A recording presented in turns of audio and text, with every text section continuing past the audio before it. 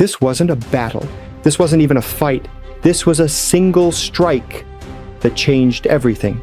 2 generals, 4 colonels, 3 lieutenant colonels, 3 majors, all gone in one hit. No warning, no reaction time, no escape.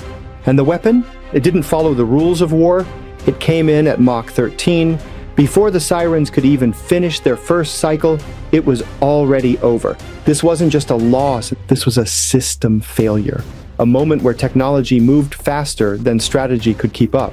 To understand why this matters, we need to rewind. February 28, 2026. The United States and Israel launch coordinated strikes on Iran under Operation Epic Fury. The goal? Destroy Iran's nuclear infrastructure and weaken its missile capabilities. Publicly, it was described as surgical and precise. But behind the scenes, it was a race against time because Iran had something the US wasn't fully prepared for. Not just weapons, but a different way of using them. Within hours of those strikes, Iran responded, not chaotically, not emotionally, but strategically. They launched hundreds of lower-tier ballistic missiles. Why? Not to destroy, but to exhaust. Think of it like forcing your opponent to use all their ammo early or before the real attack begins. Wave after wave, interceptors were fired, radars were active non-stop, systems were pushed to their limits, and slowly, quietly, the defensive shield began to thin, and then came the real threat. Enter Fattah 2. This is not just another missile, this is a hypersonic glide vehicle, and that changes everything. Traditional missiles? They follow predictable paths, like a thrown ball. You can track them, you can calculate where they'll land. But Fattah 2, it doesn't fall. It glides, it maneuvers, it changes direction mid-air, like a fighter jet moving at extreme speed. Let's break this down. When Fattah 2 launches, it accelerates to speeds between Mach 13 and Mach 15. That's roughly 18,000 kilometers per hour. At that speed, a target over 1,000 kilometers away can be hit in under 6 minutes, sometimes even less, depending on trajectory. Now think about that. In those few minutes, a defense system must detect the launch, identify the threat, predict its path, launch interceptors, and hit a target that is actively moving.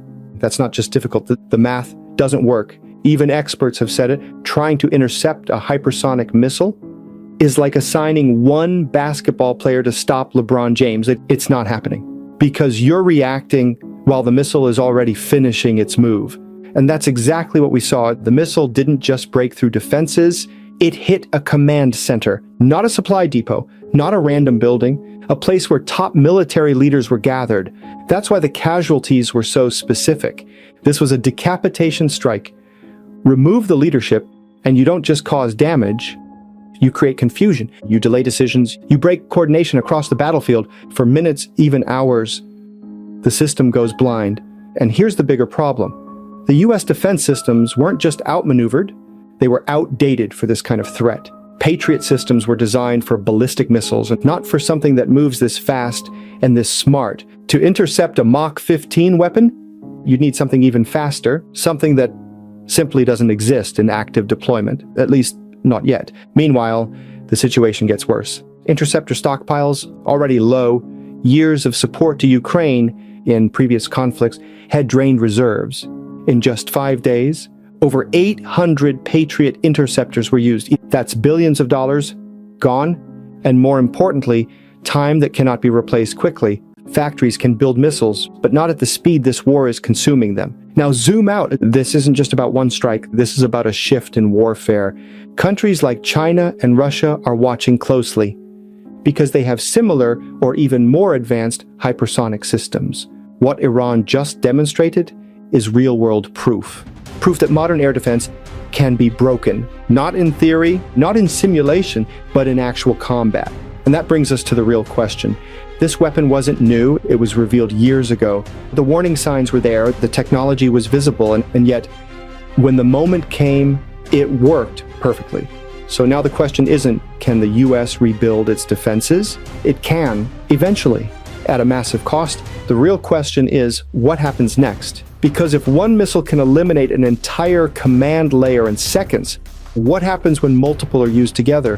What happens when this becomes standard, not exceptional? This wasn't just a strike, this was the moment when old defense systems met new reality. and lost. Thanks for watching. This is Global Decode 13, where we break down global power, strategy, and geopolitics in simple terms. No noise, no hype, just clear understanding. If you want to see what's really happening beneath the headlines, make sure you're here for the next Decode. I'll see you in the next one.